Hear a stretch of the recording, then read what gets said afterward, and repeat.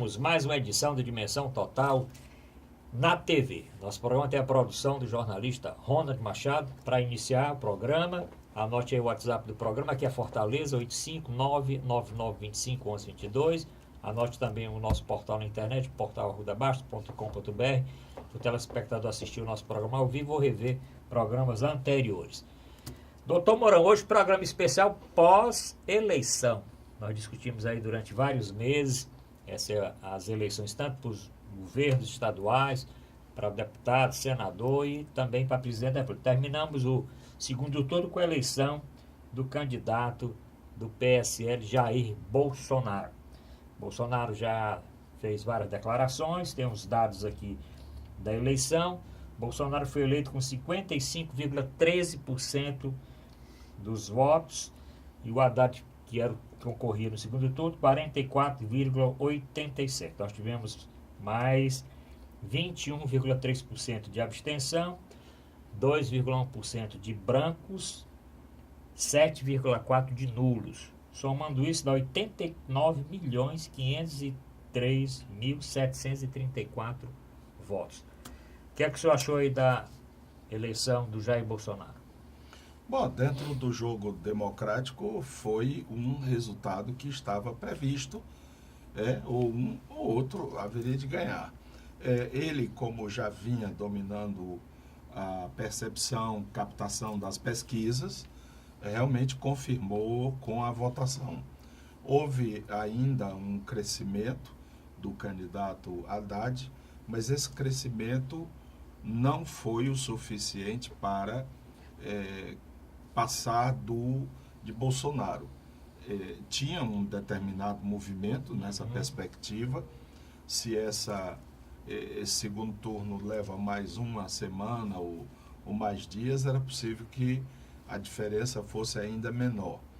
Venceu quem teve mais votos e assim deve ser reconhecido por uma democracia. O pronunciamento de Bolsonaro no domingo anterior, quando houve manifestação na Avenida Paulista, e que ele não esteve presente, mas teve telões que reproduziram a fala, deixou muitas pessoas, deixou a população inquieta com o que ele estava dizendo. Dentre outras coisas, eu ouvi essa declaração, ele dizia que vai colocar, ou que iria colocar o Haddad na prisão. O Lula já estava lá, ele ia fazer companhia, bem como o senador não reeleito do Rio, o Lindenberg, e que eles iriam apodrecer na cadeia. Me pareceu aquilo muito forte, como outras citações de que bandido bom é bandido morto, e outros deveriam ir para a ponta da praia.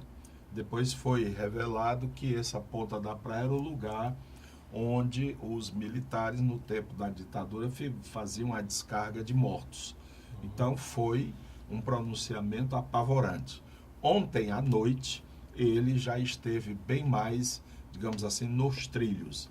Ele faz um apelo de compromisso à Constituição, às leis vigentes no país e acena para um clima de paz, um clima de concórdia. Esse é um Bolsonaro mais democrata e mais consentâneo com o que a população lhe outorgou. De modo que eu acho que o Brasil amanheceu igual, né? Os ônibus continuam a circular, os aviões a levantar voo, as escolas a funcionarem, as universidades também a terem suas aulas, e fora escaramuças, algumas manifestações aqui e acolá, o clima, a gente pode dizer, a vida continua. E é assim que deve ser. Lógico que existem expectativas, mas a gente fala depois.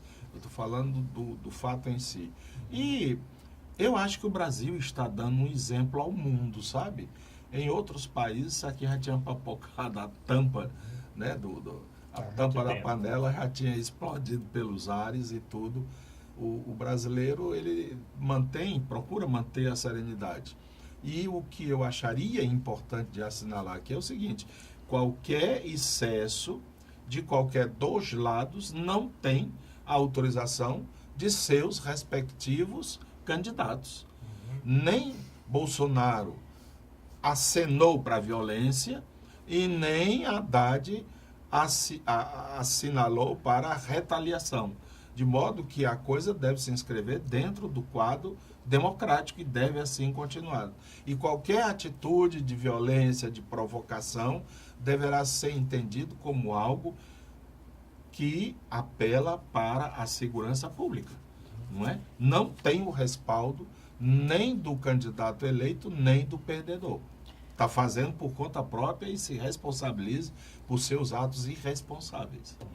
Doutor Zé Maria, outros dados aqui, vamos discutir vários dados, inclusive dados estatísticos dessa eleição. Interessante, o candidato Jair Bolsonaro foi eleito, o candidato Haddad foi derrotado, mas em termos de número de cidades, interessante, o candidato Bolsonaro venceu em 2.760 cidades e o candidato Haddad venceu em 2.810. Então, se a disputa fosse por cidades, quem teria sido eleito teria sido... Um esquema tipo americano, né? É, um tipo ali de delegados, alguma coisa assim por estados ou por cidades, né?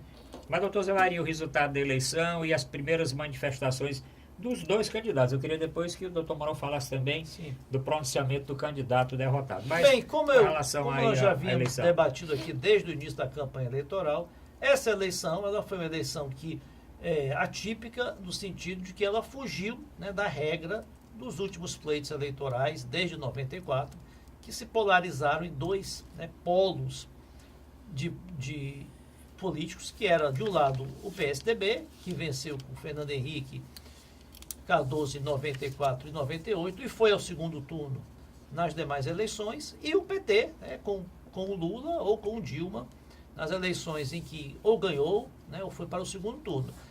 Esse momento que o Brasil passa, o que ocorre? A população quis dar um basta, quis dar um freio, quis dar uma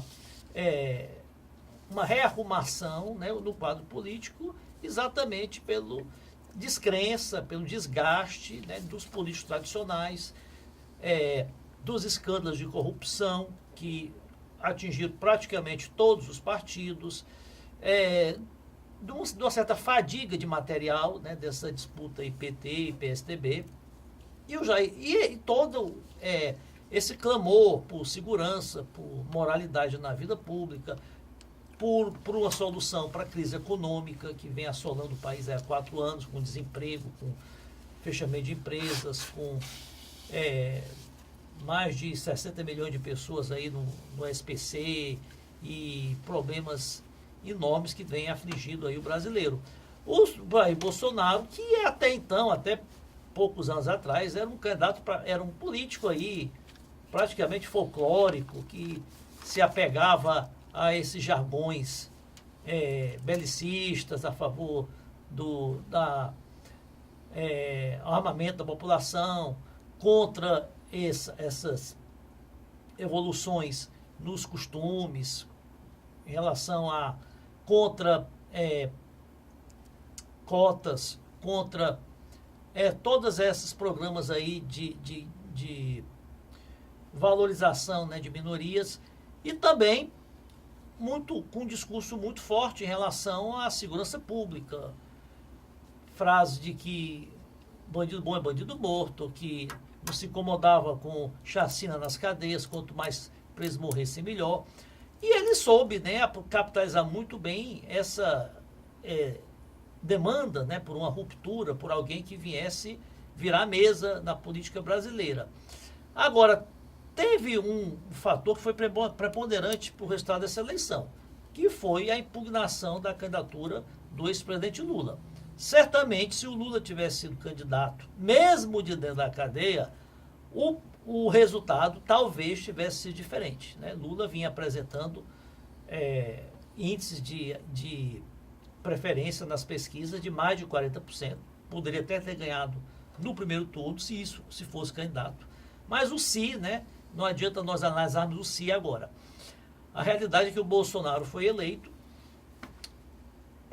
Também uma inovação, pelo menos na política brasileira contemporânea, que um candidato que se autoproclama, se autodenomina de direita, né, tem a maioria dos votos para presidente da República.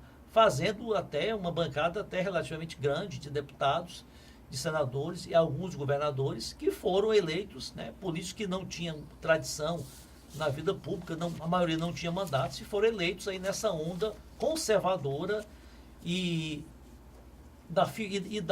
identificados com a figura do Bolsonaro. Eu nunca imaginei que um candidato de direita, no regime democrático, de extrema direita, eu posso até chamar assim o Bolsonaro, fosse eleito. Agora, ele fez um discurso aí muito simplista, né? Fez algumas interveniências aí, algumas lives chamadas na internet, né? E um discurso oficial, lido, né? Em que ele dá algumas diretrizes da política econômica, de que será um governo voltado para o liberalismo econômico, facilitar os negócios, desburocratizar, reduzir o tamanho do Estado, enxugar, proporcionar que investimentos, né, venham para o Brasil, e também ainda tentando já passar uma imagem já de estadista, de primeiro mandatário da nação, de que quer pacificar. Ele que traz consigo uma imagem assim tão radical, né, tão divisionista, está tentando agora, né, mudar essa sua imagem, né? Eu não sou muito favorável a esse discurso, não vejo grande necessidade desse discurso de pacificação nacional. O Brasil não está em guerra civil, as pessoas não estão saindo na rua para matar uns aos outros. O que existe é uma disputa política, houve uma eleição política até pelas posições muito antagônicas, né, dos dois candidatos, foi muito acirrada a disputa. São dois candidatos, assim, o Bolsonaro e o Haddad, que despertam amor e ódio entre a população. E o que se precisa agora é acalmar os ânimos, né? Porque a eleição acabou o clima eleitoral. O PT, o PSOL, o PDT, os partidos que perderam a eleição, o PCdoB, vão continuar fazendo a sua oposição, e de uma forma bem radical, bem contundente. Daqui a alguns meses vai ter já o fora Bolsonaro, vão procurar obstacularizar ao máximo as reformas do Bolsonaro na Câmara. Vai ser um governo que já vai começar com oposição bem forte, e isso é normal, isso é da democracia. O mesmo ocorreria se o Haddad tivesse ganhado as eleições, né? Então, não se pode esperar que a oposição vá aderir à situação ou que vá amenizar o seu discurso oposicionista nesse momento. Bom, primeiro bloco vamos falar da eleição para presidente, depois a repercussão aqui no estado do Ceará, e depois algumas peças aí com relação a como é que nós vamos ficar daqui para frente. Bom, com relação aos estados, doutor Mourão, Bolsonaro venceu em 15, mais o Distrito Federal, e o Haddad venceu em 11 estados. Com relação às regiões aqui do Brasil, Bolsonaro venceu no Norte por 51 a 48, no Nordeste perdeu por 70 a 30, no Sul ganhou por 68 a 31, no Sudeste ganhou por 65 a 34 e no Centro-Oeste de 66 a 35. Ou seja, ganhou em 4 regiões, perdeu aqui no Nordeste. Ganhou em 15 estados, mas o Distrito Federal perdeu em 11. O que é que o senhor fala do pronunciamento do candidato derrotado? Hoje já tem aqui alguns outros pronunciamentos que eu vou inclusive ler recente, que o candidato Haddad já uma mensagem que tem a resposta dos dois. Tem a resposta dos dois. Mas o primeiro pronunciamento do candidato derrotado, Haddad, o que é que o senhor achou? Não, eu não ouvi direito, porque eu estava nesse momento participando de um debate, mas o que eu pude entender e o que foi mais destacado é que ele não teria felicitado o candidato eleito. Eu penso que o clima foi tão tenso, foi tão emocionalmente mobilizador, que, entre aspas, ele esqueceu, né?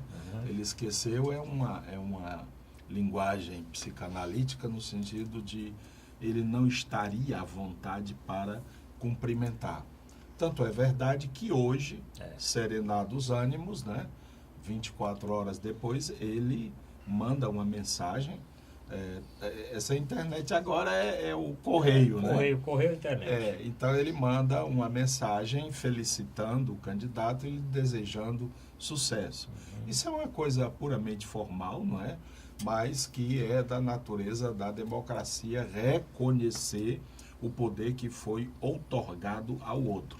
Isso é de bom alvitre, é como no final até de luta, né, de boxe, eles se abraçam, se cumprimentam. No tênis, né? No tênis também, né? Na partida de futebol, normalmente tem que acontecer isso. Pois é, imagine que é um campo realmente de disputa física, imagine esse que é no campo político. É importante que isso aconteça e vamos para frente. Eu acho que é interessante porque o Brasil continua, não é? No meu modo de ver, houve, nesse momento, uma maturidade muito grande da nação.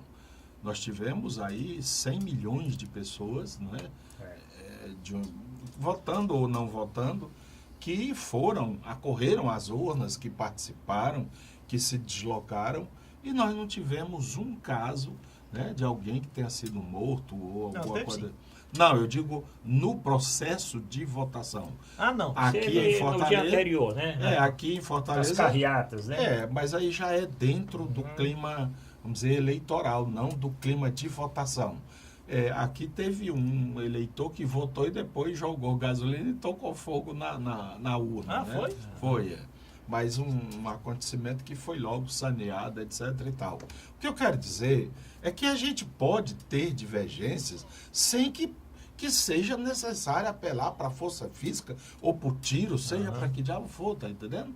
E que aqueles que estão querendo assim proceder não estão autorizados pelos seus líderes.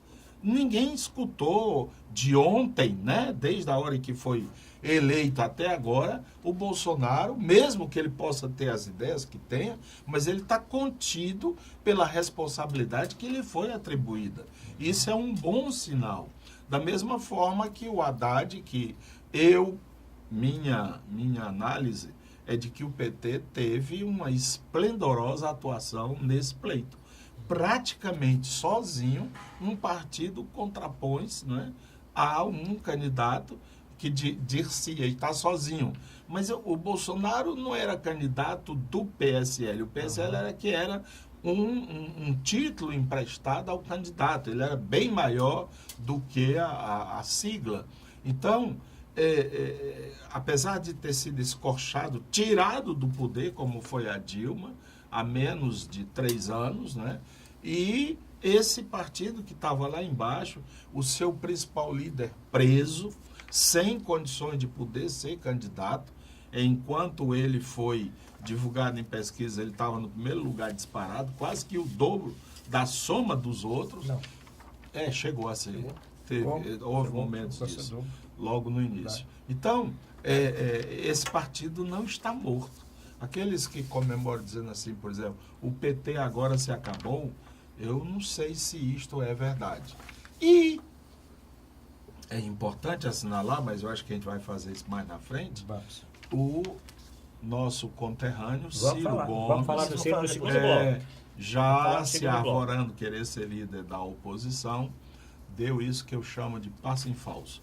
Mas agora, o resumo, eu acho, que hoje, né, é que o candidato Bolsonaro, que antes era um candidato, alguém que pleiteava, que queria, hoje ele começa a ser refém.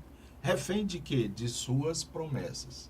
Como é que ele vai fazer, por exemplo, em relação à corrupção? Ele diz que ia acabar com a corrupção.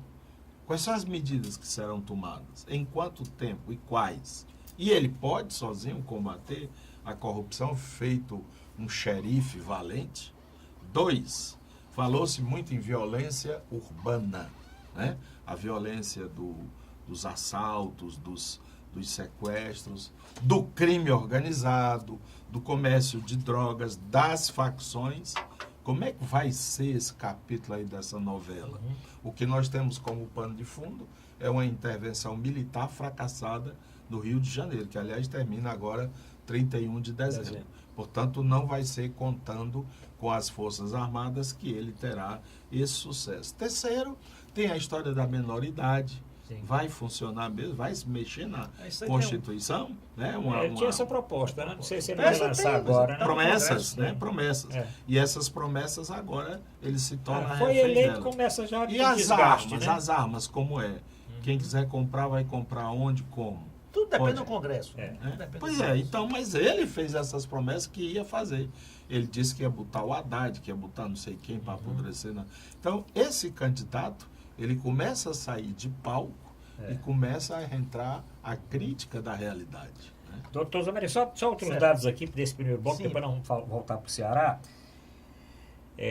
Falando em governadores eleitos, tanto no primeiro turno como no segundo, 13 partidos elegeram governador. Desses 13 partidos, o PT, o doutor Mourão falou, foi o partido que mais elegeu 4. Em segundo lugar está o MDB, está o PSB, o PSDB e o PSL do candidato Bolsonaro. O DEM elegeu 2, o PSC 2, PSD 2, o Novo 1, PCdoB 1, PDT 1, PHS 1 e PP 1.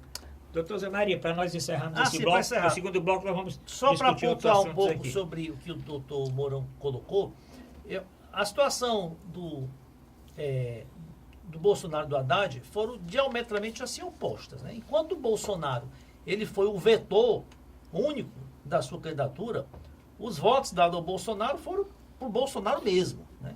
Tanto que o partido dele, como o senhor bem disse, era apenas uma legenda. Né? Ele se filiou em março, agora abril, março, um partido nanico, praticamente sem representatividade nenhuma, e qualquer que fosse o partido que ele estivesse, ele teria a mesma votação. Já o Haddad é uma situação distinta. Né? O Haddad foi o quê?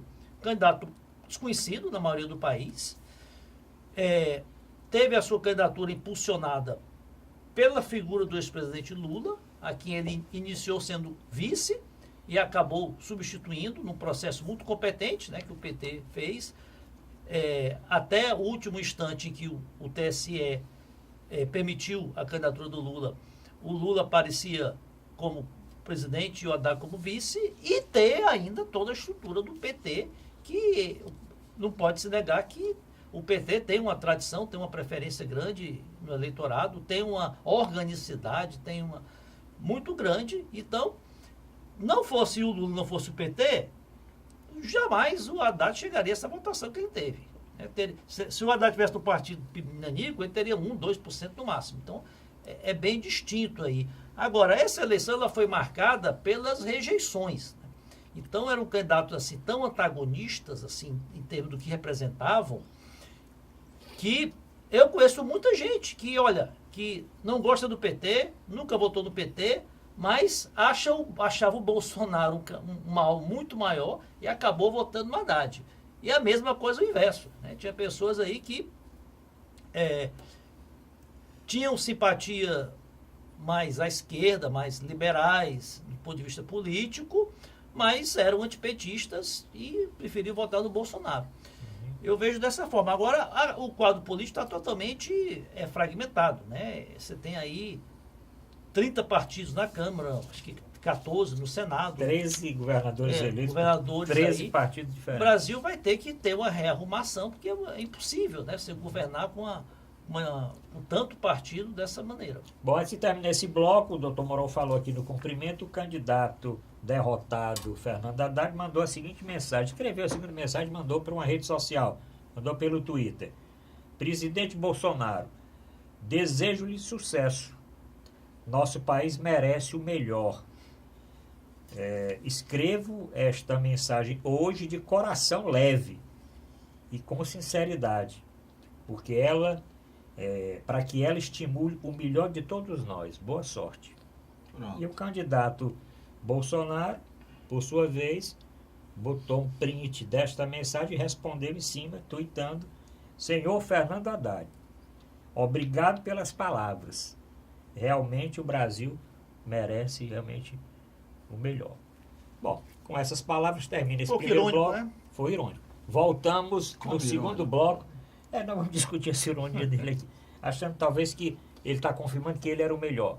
Né? Dá para entender, mas talvez não tenha sido essa intenção de quem tweetou, que não foi ele. Ele poderia colocar, era a frase que ele gosta, como é? Deus acima de tudo, Brasil acima de tudo, Jesus acima de Deus. Mas nós vamos falar isso daqui a pouco, porque nós vamos falar dos homens fortes também do candidato eleito. Voltamos já.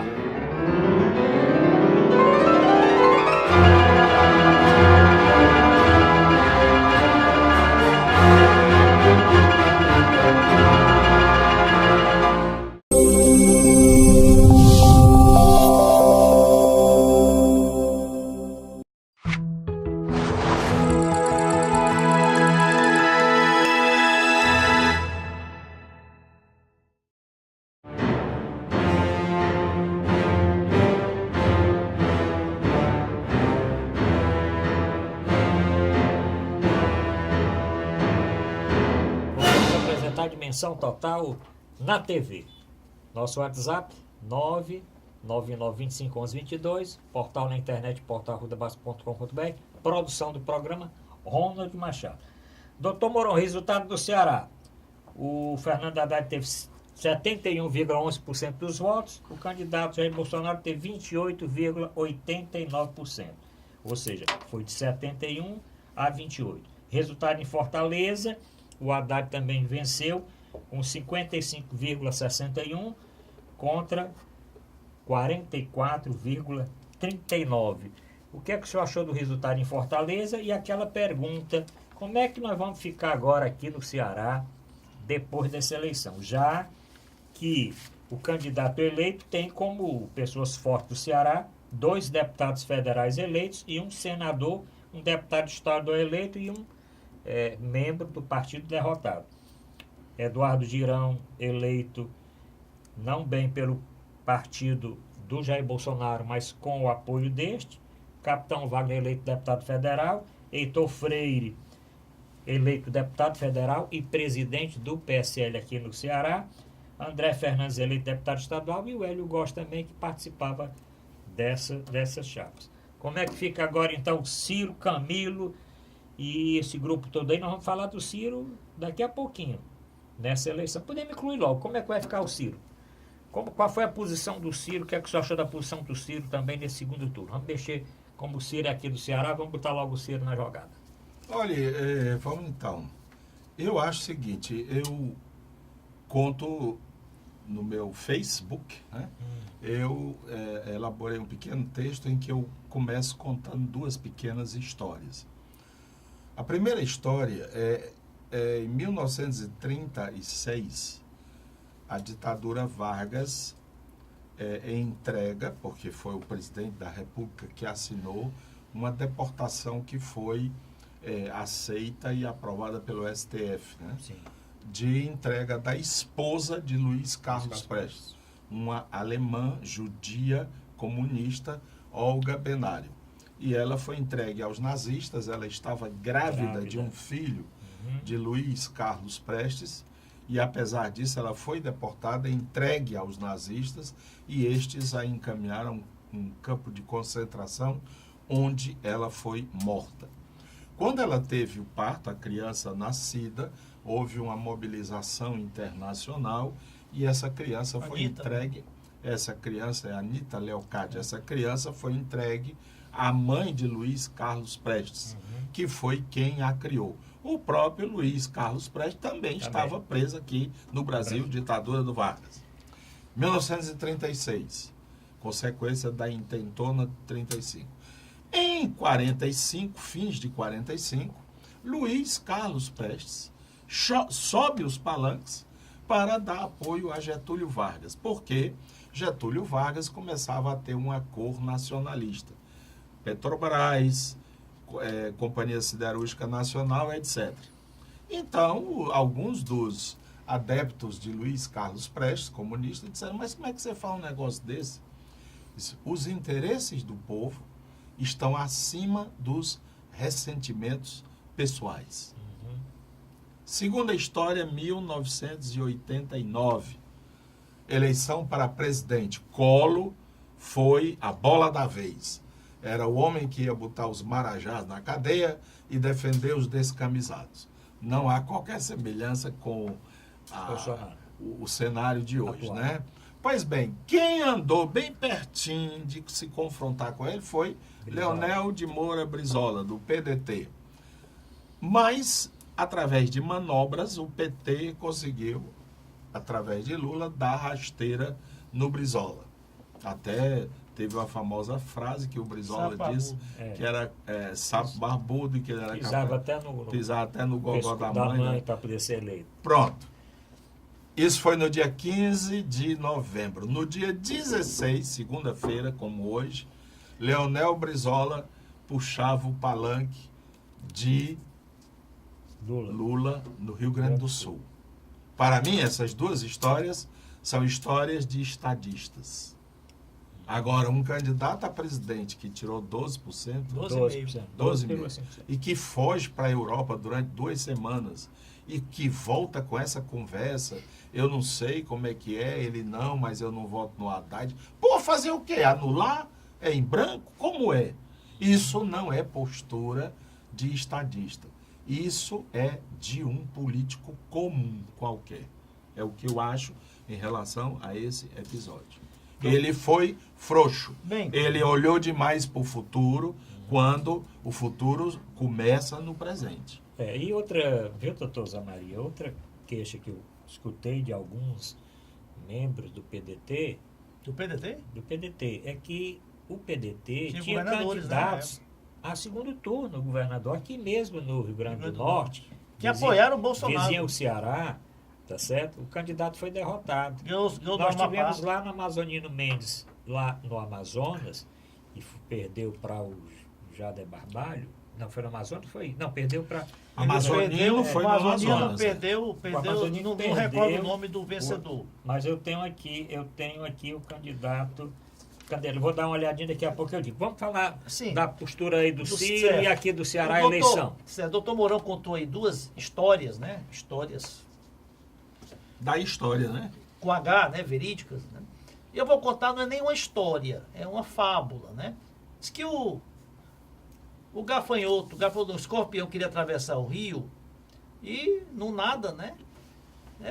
Pediu para que o sapo levasse ele. Aí o sapo disse, mas se você me picar, seu veneno, você morre. Mas aí eu morro também, no meio do rio. Aí foi lá o escorpião nas costas, né, do sapo. Quando é no meio do rio, né, o escorpião fura lá o sapo. E agora, como é que você faz isso? Agora eu vou morrer e você vai morrer aqui afogado também. Mas é a minha natureza. Quem conta essa história é o próprio Ciro Gomes, né, fazendo aí uma paródia aí com o PT. Diz que a natureza do PT, ele já que convive com o PT aí há 20 anos, foi aliado do PT durante vários governos, apoiou o PT em várias eleições, que a natureza do PT é buscar tudo para si próprio. É buscar o poder para si. O PT gosta muito de ter aliados, mas para que o apoiem. Então ele, desde o início, né, tem sido vítima aí, né, dessa fome, dessa ganância do PT em querer a presidência para si próprio. Chegaram, inclusive, em vários momentos aí, em outras eleições, inclusive, afastaram o Ciro em 2010, né, o Ciro, durante o governo do Lula. Lula prometeu, acenou que poderia apoiar o Ciro para presidente, acabou lançando a Dilma. 2014 também, ele fez de tudo para evitar que o Ciro fosse candidato. E nessa eleição também, o Ciro teve a sua candidatura totalmente bombardeada por manobras do PT, comandadas pelo Lula de dentro da cadeia, que fez o PSB, que tinha o apoio ao Ciro quase certo, né, desembarcar, e diversos outros episódios. Então, por que haveria o Ciro de apoiar agora o Haddad, assim, de uma forma explícita, fazer campanha para ele? Eu discordo do doutor Mourão. Não trata assim, não é uma situação de salvação nacional. O Brasil não está em guerra para que os políticos todos, né, se unam. É uma disputa eleitoral. Isso faz parte do jogo político, né? O Ciro tem os seus interesses. É uma figura de expressão nacional hoje, pelo resultado que teve. Tem as suas ambições políticas, porque quer se colocar no jogo político daqui para frente, para se credenciar para 2022, não vejo qual seria a falta de grandeza do Ciro em apoiar ou não o Haddad. Não vejo, faz parte aí do jogo político. Agora, se formos pensar que o Bolsonaro é um mal estupendo para a nação, tem que se evitar o Bolsonaro de ganhar, então, por que o PT não desistiu para apoiar o Ciro? Já que o Ciro tinha muito mais chance de vencer o Bolsonaro no segundo turno, tinha o Ciro, todas as pesquisas. Tanto teve 12, o outro teve 44, mas mesmo assim, o Ciro, as pesquisas apontavam que o Ciro tinha muito mais chance, e todas as simulações de segundo turno, o Haddad perdia para o Bolsonaro e o Ciro ganhava. Então, se for para ter essa grandeza toda, no PT não teve a grandeza de apoiar o Ciro, que teria mais chance de ganhar do Bolsonaro. Bom, corrigindo aqui, o candidato Amazonino Mendes, do PDT, perdeu para o candidato Wilson Lima, que foi eleito governador do Amazonas com 60,15% dos votos, e o Amazonino 39,6%. Eu estou dizendo o problema partidário. Estou nem falando desse problema aí. Porque eu acho que não tem nenhum candidato se colocando para daqui a 4 anos. Ninguém sabe o que vai acontecer daqui a amanhã. Nós temos eleição para prefeito agora daqui a 2 anos. Daqui a 4 anos, o que é que vai acontecer daqui a 4 anos? Né? Então, é uma coisa para se pensar. Eu fui citado aí, né? Pois não. Essa história de dizer que o PT enganou inúmeras vezes aos Ferreira Gomes, eu estou velho para entender que isso é verdade, seja verdade. Na realidade, os Ferreira Gomes ocuparam os mais altos cargos da República nos governos do PT. Não se esqueça, o próprio Ciro foi ministro da Integração Nacional e o irmão dele, Cid, que chamou os petistas de... Entre parênteses, senhores telespectadores, eu não sou petista, nunca fui. Pois bem, esses babacas foram os que deram o cargo da República mais importante a ele, Cid, ministro da Educação. Não, mas o Cid se referiu a um grupo lá de militantes do PT que estava lá no evento. Não, ele não generalizou. Ele falou, partido, vocês vão perder quem? Eu? Não faz parte, tá entendendo? Ele disse claramente, vocês do PT são babacas, cuspindo no prato que comeu. Se eles são babacas, como é que eles serviram para ele ser eleito senador uma semana antes? Sabe? Não bate. Eu lastimo, mas é provável que essa atitude do Ciro o leve a uma condição muito semelhante à da Marina. Qual foi a tragédia com a Marina? Nessa eleição, ela teve menos votos do que o Cabo da Silva. Eu acho que o problema, viu, doutor Zé Maria, no meu pensamento, é você abdicar da sua liderança. No momento importante de eleição, você não pode abdicar da liderança. Ou então diga qual é a posição. Olha, eu sou favorável que todo mundo vote em branco ou nulo. Anule o voto porque não tem nenhum candidato, nenhum candidato que mereça voto. Aí é a posição. Ele não abdicou da liderança. Quem quiser seguir o líder, siga o líder. Tá aqui, o líder está dando as suas coordenadas. Eu acho que o problema, o doutor Mourão está falando uma coisa da Marina, que eu acho que foi a mesma coisa. Mas a Marina se posicionou. Nas últimas eleições. Foi o Aécio. Não, mas agora ela também se posicionou, dizendo que foi, mas foi uma posição, agora de posição crítica. É um apoio crítico. É um apoio não sei o quê. Está entendendo? Aliás, falando de apoio crítico, eu queria até que o senhor falasse como advogado, o apoio daqueles duas pessoas do campo jurídico, né? Do Joaquim Barbosa, ex-presidente do Supremo Tribunal Federal, e do Rodrigo Janot, procurador-geral da República. Por que esses dois, no dia da eleição, na véspera, vão postar mensagens dizendo que apesar de não ser o melhor, mas... Se não me engano, o Joaquim Barbosa, ele está aposentado do STJ já há 3 ou 4 anos, é um cidadão comum, é advogado, é consultor, é palestrante, quase é candidato a presidente pelo PSB, desistiu, não achou conveniente. Então, o Rodrigo Janot, eu acho que também pediu já aposentadoria, ele não faz mais parte do Ministério Público Federal. Então, são 2 cidadãos comuns, logicamente que eles carregam uma notoriedade pelo cargo, pela função que desempenharam muito recentemente e que a palavra deles, o endosso deles, tem algum peso político. Agora, porque demonstraram só agora, eu acho que, na certa, eles deviam apoiar outros candidatos no primeiro turno, né? Talvez eles apoiaram outros candidatos que não foram no segundo turno, então... Mas o apoio foi na véspera, né? Bom, mas vamos voltar... Demoraram para concluir. Demoraram para concluir, provavelmente. Mas, doutor Mourão, vamos ver como é que vai ficar no Ceará, né? Bom, teve problema no Ceará com essas lideranças. Outra coisa também que eu penso, né? O Ciro, de certa forma, ele... vamos dizer, contribuiu para o fortalecimento da oposição ao próprio governo que foi eleito, né? Porque à medida que agora os grandes, vamos dizer, prestigiados no nosso estado, né, vão ser exatamente estes que eu citei, né?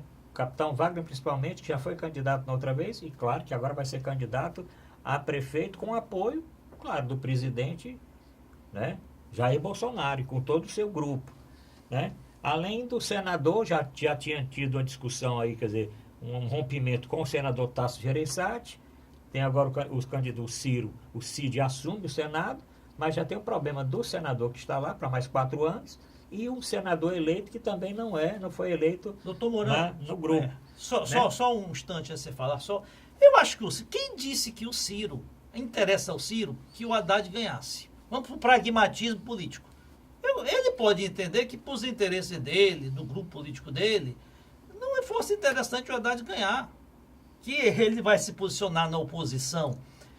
Se o Haddad ganhando, né, quem faria uma oposição mais consistente ao Haddad seria o Bolsonaro, o PSDB, não seria ele.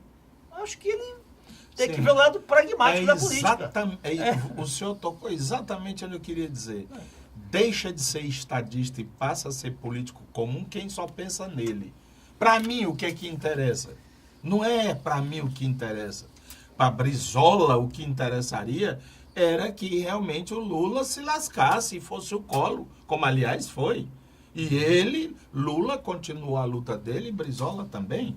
Mas naquele momento estava claro os campos.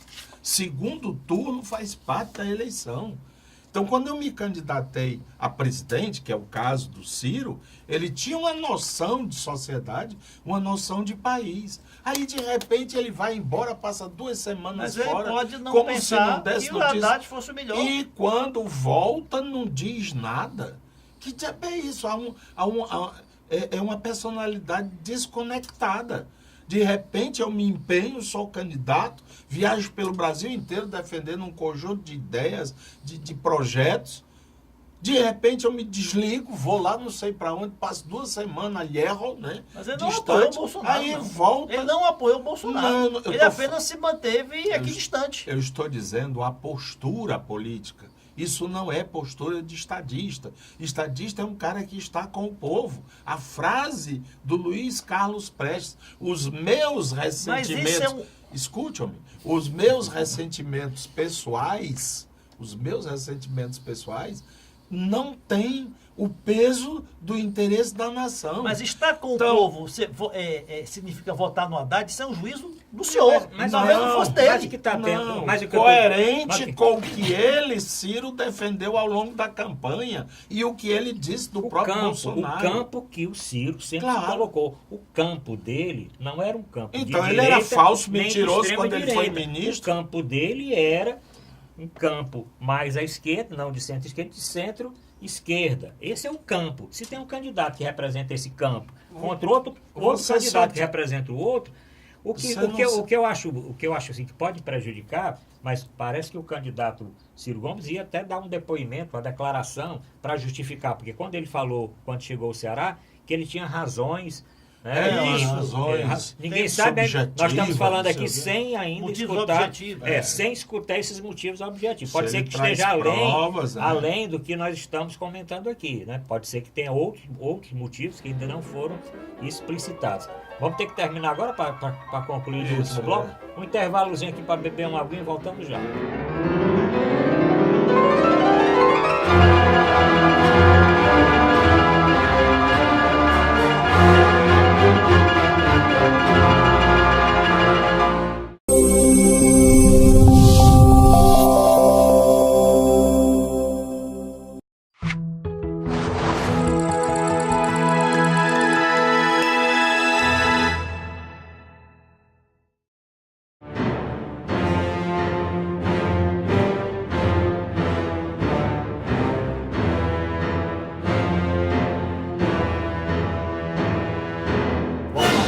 dar dimensão total na TV. Estamos fazendo esse levantamento aí desse pleito eleitoral e pensando um pouco aí no futuro.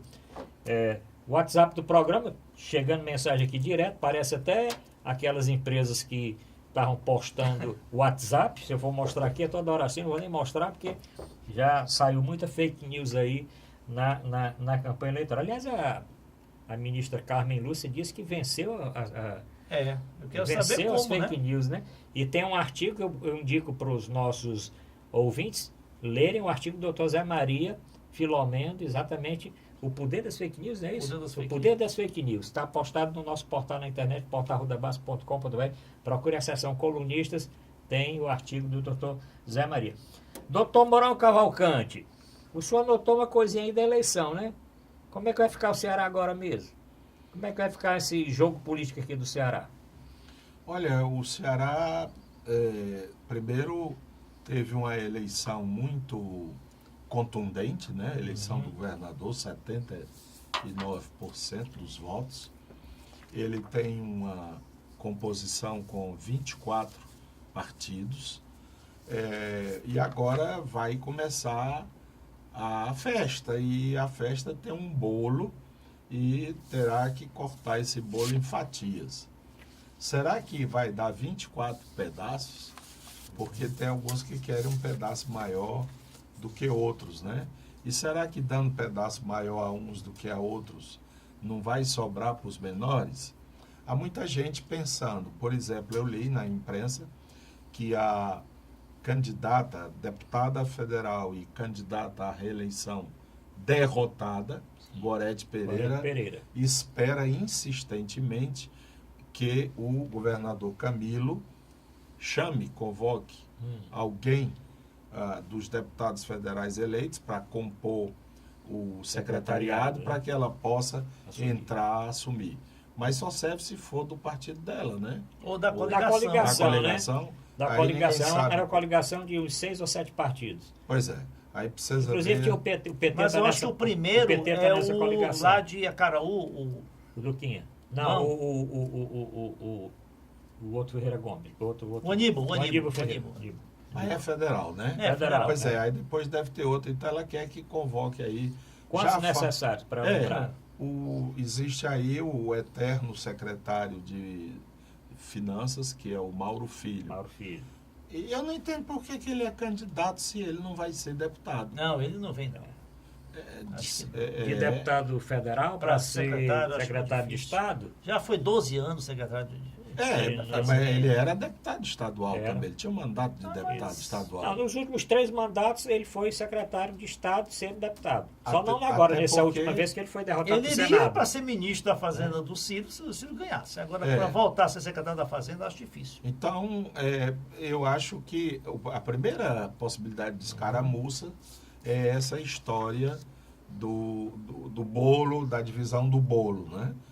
E a segunda, mas aí não tem chances de briga, seria se o governador fosse mais talo grosso, se o governador fosse um Ferreira Gomes, ele ia brigar com o Ciro, porque é quase uma desmoralização para o governador ele ter se empenhado, ele ter até freado o seu ímpeto petista, né, de apoiar o candidato em função do compromisso com o Ciro. E agora o Ciro chegar com essa conversa desunerada, foi um tapa na cara do governador. Ele vai reagir? Eu acredito que não. Isso ele, né? Até porque o irmão dele, que é o Cid, foi mais atento, apesar de também ter chutado o pau da barraca. De modo que há um certo frisson nessa principal aliança aí, que é Camilo e os Ferreira Gomes, que poderá se aguçar e até configurar uma ruptura quando for aberto o processo sucessório municipal. Aliás, não está muito longe, do próximo ano já começa, né? Então, para quem gosta de política, tem sempre novas pizzas no forno, né? Doutor Zé Maria, e aí o Ceará, como é que fica? Camilo, Ciro, esses membros que eu citei aqui, Capitão Wagner, o Girão, que foi eleito, o Freire, o deputado do PSL. Como é que vai ficar esse jogo político aqui? Localmente não acredito em nenhuma distensão entre o Camilo e o Cid, o Ciro Ferreira Gomes. Acho que é uma aliança muito consolidada. O Camilo é muito hábil, né?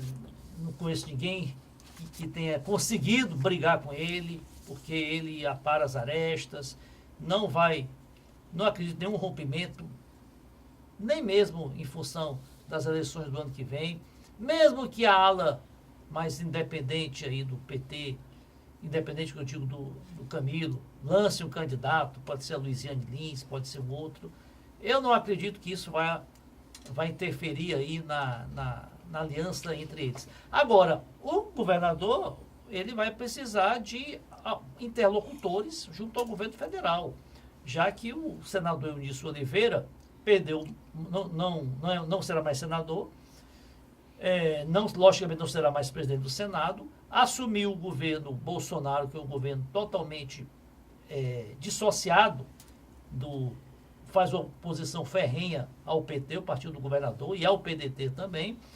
Então, ele vai precisar de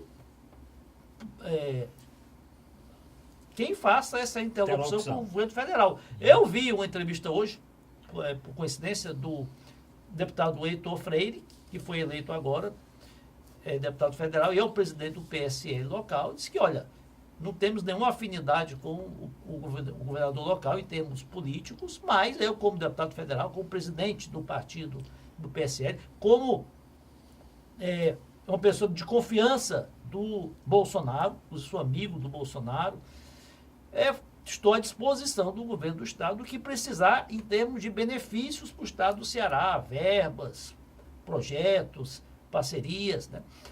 Agora, sobre o preenchimento de cargos, em relação ao Estado, é um loteamento que vai ser feito aí, não falta quem preencha os cargos estaduais. Agora, em termos federais, o governo Bolsonaro, no primeiro momento, vai me parecer muito com o que foi o início do governo Lula, do primeiro mandato do Lula, que o PT nunca tinha estado no poder, nunca tinha tido nenhum governador de estado, não tinha quadros para preencher.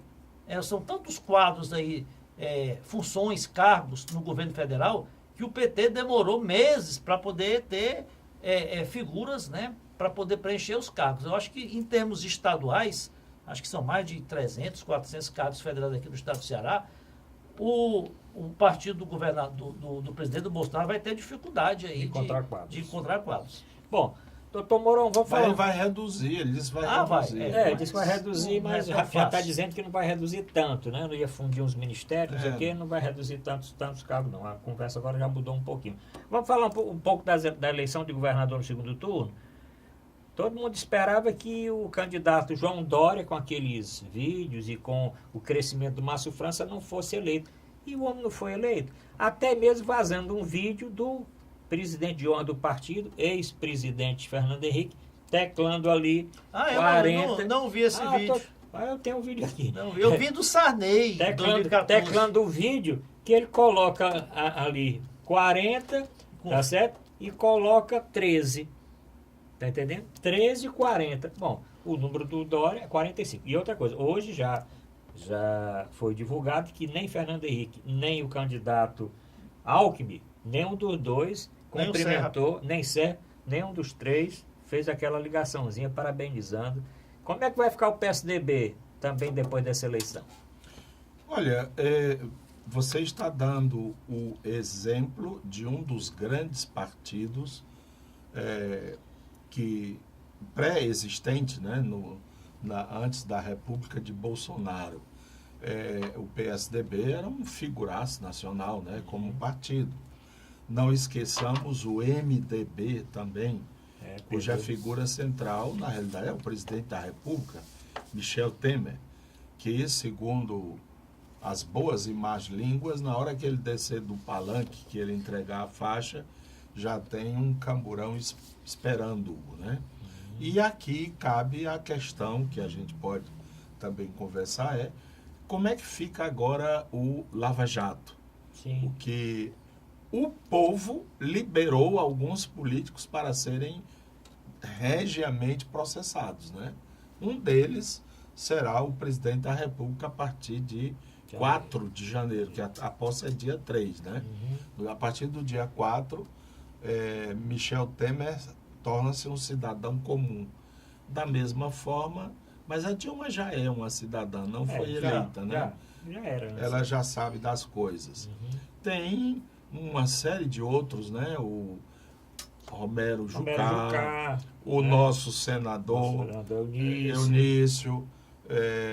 Tem muita gente aí que pode ser convocado a partir de agora. E eu ficaria morto de feliz para eu acabar um pouco com a ideia que eu tenho do Sérgio Moro, entendeu?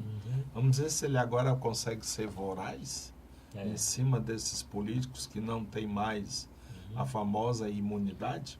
De modo que eu acho que esses grandes partidos, todos eles, têm que ser repensados.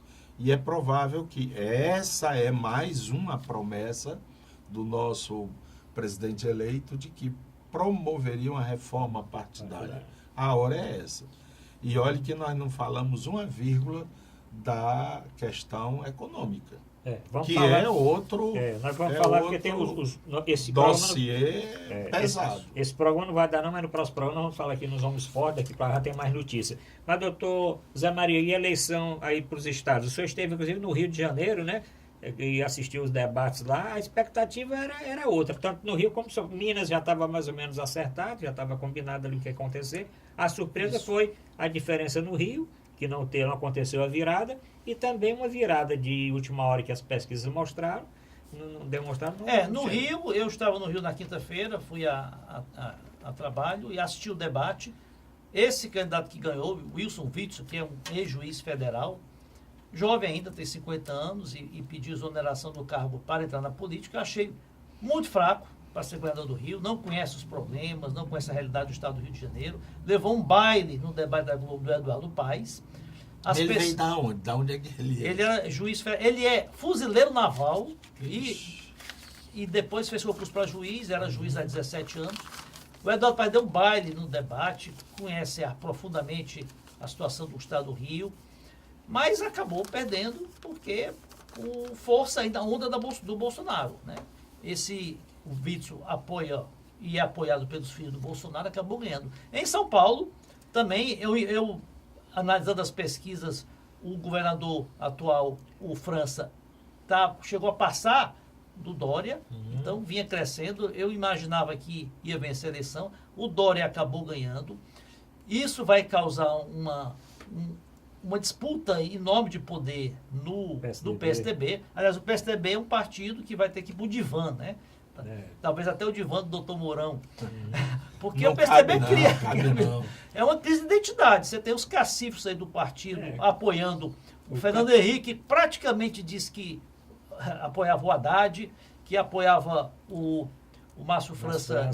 Quer dizer, o PSDB apoiar o candidato do PT para presidente é algo realmente inacreditável, né? Mas é na hora do Agora, o que acontece? A política tem que renovar, goste ou não. O Dória ganhou o maior governo do país, de São Paulo, vai ter um poder, vai tomar o poder do partido desses cacifes antigos, certamente, e a política é feita isso. Quem ganha nas urnas acaba tendo um papel mais importante. E tem que renovar. O PT tem que renovar, não pode ficar Lula. Já foi 2 vezes presidente, está preso e mesmo assim é só Lula. O Fernando Henrique tem quase 90 anos. Tem que fazer como os presidentes americanos, que quando saem do cargo vão criar suas fundações, suas bibliotecas, vão virar consultores, palestrantes. Tem que dar vez, a filha tem que andar. Bom, estamos chegando ao final do programa. Vicente já botou foi o cronômetro aí para disparar. Doutor Mourão, terminando o programa, vamos discutir a parte econômica no próximo melhor, programa. Né? Porque... Eu só 2 aspectos que me preocupam. Primeiro, essa história do Lula preso. Como é que vai ser? Porque deve ser solto, ainda não foi julgado, né? Mas deve e ser a solto. Segunda questão é a saúde do Bolsonaro. Sim, ele sim, deverá tem que fazer outra cirurgia, né? Fazer uma outra cirurgia e não é um negócio assim tão banal, não, né? Pela condição que ele está, que está demorando. Aliás, ele já devia ter feito hoje, essa cirurgia hoje ou daqui a Estou mais preocupado com a saúde mental dele. Né? Não, porque tem também, né, os homens fortes lá. Ó, tem o general Hamilton Mourão, que é um vice bem poderoso, né? Como tem o general nome, né? Augusto Heleno, o general Oswaldo Ferreira e o general Aloysio Souto. Mas os homens fortes serão os filhos, Eduardo Paulo Bolsonaro, Guedes e o Onyx Lorenzoni. Paulo Guedes, Gustavo Bebiano, Onyx Lorenzoni, Flávio Bolsonaro, Carlos Bolsonaro, Eduardo Bolsonaro, Magno Malta, não podemos esquecer o Magno Malta. Magno Malta e... Magno Malta está se autonomeando ministro da Educação. Pelo menos tira aquela vaga que estava sendo discutida, eu acho até por piada, que seria aquele ator... Não, é da cultura. Ele é da cultura? Vai para a cultura? É o Alexandre Frota. O ministro mesmo já indicado é o astronauta, né? Astronauta para ciência e tecnologia, né? Ciência e tecnologia. Ponte, né? Ponte. Bom, terminamos o programa. Desejamos aí sorte ao presidente eleito, que ele realmente possa adotar medidas para pacificar o Brasil, porque nós precisamos realmente de um governo que resolva os problemas da nossa nação. Bom, obrigado pela audiência e voltamos no próximo programa.